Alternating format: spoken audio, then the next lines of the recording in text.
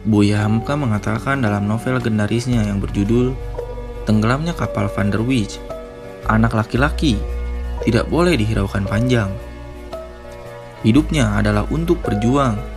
Jika perahunya telah dikayuh ke tengah, dia tak boleh surut palang.